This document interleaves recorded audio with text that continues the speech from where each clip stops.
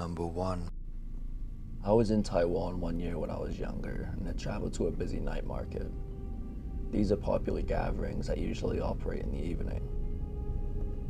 Nearby, I spotted a sign for a net cafe in a 5 to 6 story tall building. Thinking I'd fire off some quick emails, I walked in the dark small entrance of the building. The building was older and hadn't really been well maintained, but it's not out of the ordinary in Taiwan. The entrance just had a dark hallway that led to a small elevator. I pressed the elevator call button and entered.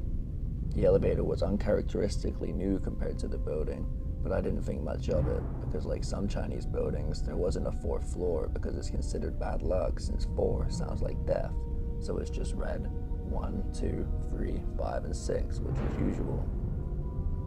I looked for the floor that the net cafe was at, the 6th floor, and pressed the button.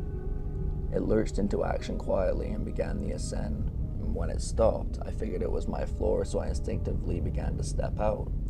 But right before stepping out, however, the sight outside the elevator stopped me. It was pitch black, only lit by the light in the elevator. It looked like it hadn't been occupied for decades, with some random pieces of furniture covered with white cloth. It was a small building, so each floor was single occupancy, so I could see pretty much the entire floor from the elevator. Thinking I must have gone the wrong floor, I checked the light that indicates which floor you're on, but strangely, there was nothing. None of the indicators were on, but the floor button to the net cafe was still lit, so I knew I hadn't got there yet. All of this happened within a couple of seconds. That's when I noticed a figure moving in the distance of the floor. It was not very visible, but I could make out what looked like a person dressed in some kind of gown moving slowly towards the elevator. I was thoroughly creeped out, so I started pressing the closed door button. As soon as I pressed it, the elevator light flickered off. I am this close to pissing my pants, and it actually kind of freaks me out thinking back to it to this day. The lights flickered back on in under a second and the door closed. The elevator jolted back to life. With a few moments later, it opened again at the Nat Cafe. I am beyond relieved at this point. I walked out immediately and sat down at a computer. After gathering my wits a bit, I walked over to the cashier's desk and told them what I saw. The girl working there listened and her face turned a bit pale, so I asked her if she heard any similar events. She told me that she's never experienced it, but some co-workers and occasionally customers have brought it up. Basically, the building has 6 floors, and the 4th floor had a history. Apparently, the floor used to be a hair salon of sorts, until one of the employees killed herself there for some reason. She slit her wrist over the hair wash station and died. The store continued operations despite the stories of weird happenings and appearances. When customers got their hair rinsed, the water would look a little red, like the customer was bleeding. Little things like that. And a couple of people reported seeing someone's figure walking away in the mirrors. Naturally, the business closed down a few months later. The building's owner tried to re-rent the place out, but never had any luck. Most businesses are quite superstitious, and no one wanted to rent the 4th floor after someone had died in it, even at a very cheap price. Finally, after dropping the price to nearly nothing, a stationery supply store wanted to rent. During the renovations of the floor, however, several accidents would happen.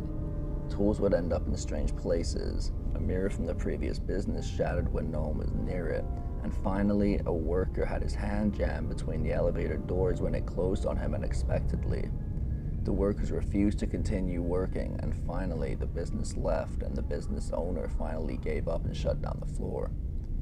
He then had the elevator company come in to replace the panel so that the elevator could not go to the 4th floor. Let me repeat that. The elevator was programmed to never go to the 4th floor. It doesn't even have a button.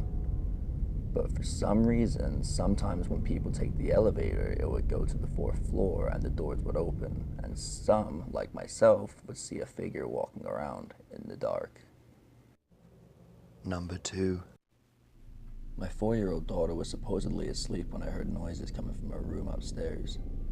I tried to listen, but could not make out what was being said. I approached the room, and she stopped talking, so thinking I alarmed her, I went into the room. At the time, she was sharing with her 3-year-old sister. I walked in and saw the 4-year-old sitting up in bed, so I smiled and asked if everything was okay. She said fine, but her sister said they were keeping her up. I asked who, so my 4-year-old said sorry, but that we were talking. When I asked who she was talking to, my 3-year-old sat up and said, "The girl in the window, she said you were coming." After I shit a brick, I asked who the girl was, and they both said a girl comes and stands in front of the window at night and talks to them. Not knowing what to say, I said okay, tucked them in and hung around outside their door. The next day I asked about the girl. They said she came back, but she was mad. I waited a few days and asked again. My 4-year-old said the girl in the window was still mad, so I forgot about it for about a week.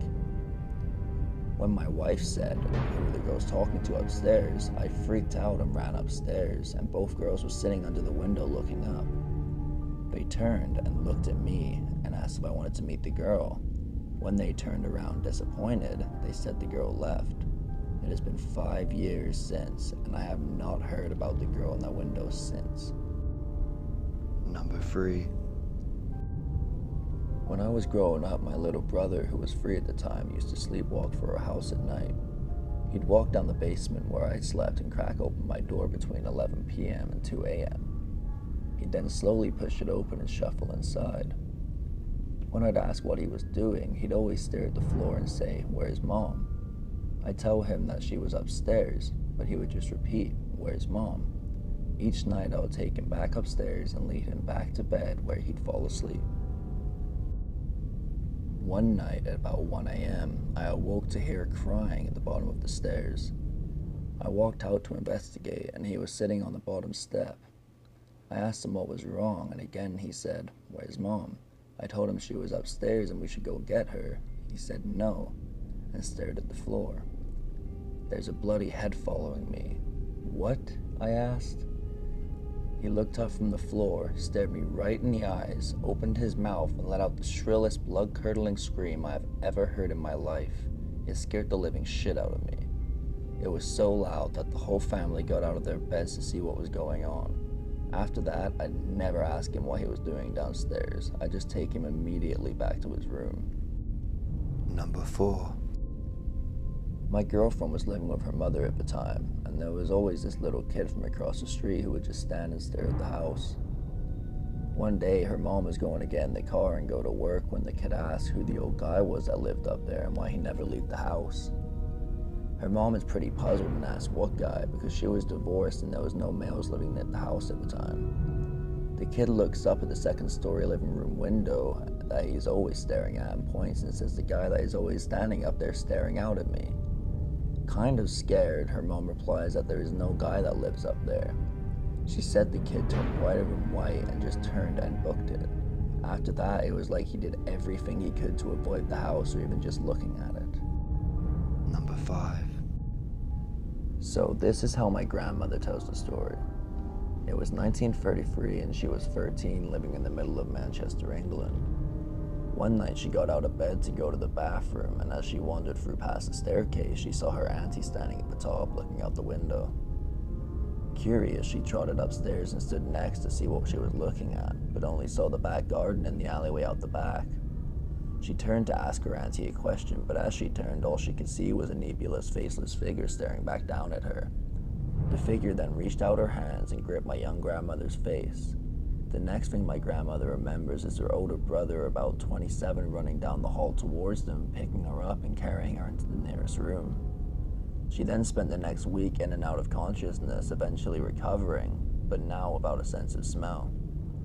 Her family insists it was all in her head. It could be caused by apparently a case of influenza, which is probably true, but my grandmother said she never felt safe in that house ever again. She moved to New Zealand about 10 years later and only ever returned to England once before she passed away.